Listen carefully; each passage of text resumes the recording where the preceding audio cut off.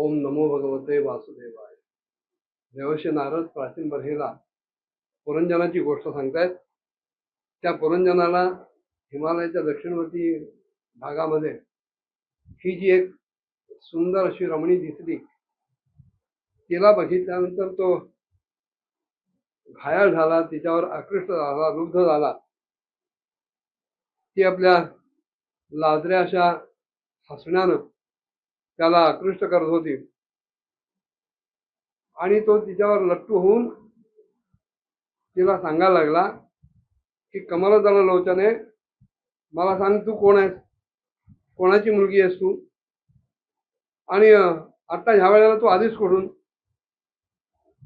ह्या नगराच्या आसपास तू भटकतेस, पण तुला नेमकं काय करायचंय, तुझ्या मनात नेमकं काय आहे. तुझ्या आजूबाजूला हे 10-11 शूरवीर संचालन करतायत. हे 10 सेवक कोण आहेत आणि हा तुझ्या मागे पुढे चालणारा 5 फणावाला हा सर्प म्हणजे तरी कोण आहे. तू तर मला साक्षात लज्जा देवी वाटतेस किंवा उमा रमा ब्रह्माणी यांच्यापैकी तर तू कोणी नाहीस. इथे ह्या वनामध्ये मुनींसारखा एकांतवास करून तुला नेमकं काय साधायचंय.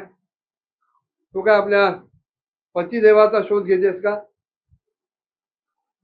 अगं तू त्यांच्या चरणांची इच्छा करतेस, एवढं जरी त्यांना कळलं तरी तुझ्या त्या प्राणनाथांना सगळं काही मिळाल्याचं समाधान मिळेल. बरं मला सांग की जर तू साक्षात कमलादेवी असशील, लक्ष्मी असशील, तर हातामध्ये खेळण्यासाठी म्हणून जे तुझ्या कमळ असतं ते कमळ कुठे गेलं, इकडे तिकडे कुठे पडलं का काय. सुभगे, मला तर आता तुझ्याकडे बघितल्यानंतर असं वाटतं की तू ना कमलादेवी आहेस, ना उमा रमा किंवा ब्रह्माणी आहेस. कारण तुझे पाय तर थेट जमिनीला भिडलेले चिकटलेले दिसतात. कारण देवतांचे पाय कधीही जमिनीला चिकटत नाही. आणि जर तू कोणी मानवी स्त्री असशील तर ती लक्ष्मी ज्याप्रमाणे भगवान विष्णूंच्या सेवेत राहून वैकुंठाची शोभा वाढवते, तशी तू सुद्धा माझ्या बरोबर राहून या श्रेष्ठ नगरीला अलंकृत कर. हे बघ, मी असा तसा कोणी सामान्य नाहीये. मी सुद्धा अतिशय महापराक्रमी आणि वीर आहे, शूर आहे. पण आज मात्र तू तुझ्या नेत्र कटाक्षानं मला अगदी बेहोश केलं. माझं मन निर्नियंत्रित झालं. माझ्या मनावर ताबा राहिला नाही. तुझ्या या लाजऱ्या आणि रत्युत्सुक अशा हसण्यामुळं तुझे आपल्या भुवयांच्या हालचालीमुळे संकेत मिळत आहेत. त्यामुळे हा शक्तिशाली असा कामदेव मला अत्यंत छळतोय, त्रास देतोय. आणि म्हणून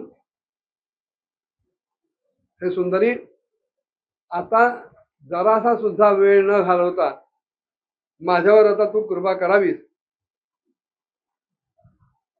तुझा हे अतिशय सुंदर मुखकमल, तुझ्या या वक्राकार भुवया, धारदार नाक, चाफेकळी सारखं आणि काळ्या भोर केशकलापांनी झाकला गेलेला हा तुझा चेहरा, तुझ्या तोंडातून निघणारे अतिशय गोड असे बोल, ह्यामुळे माझं चित्त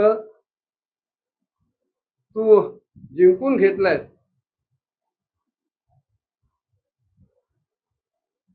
पण तुझा चेहरा अजून काही मला पूर्णतः स्पष्टपणे दिसत नाहीये. तेव्हा जरा मान उंचावून आपल्या या सुंदर मुखाचं दर्शन मला घडव. कथा पुढे नेताना देवर्षी नारद प्राचीन महर्षीला सांगतायत ते काय सांगितलं होतं पुढच्या भागात बघूया. ओम नमो भगवते वासुदेवाय.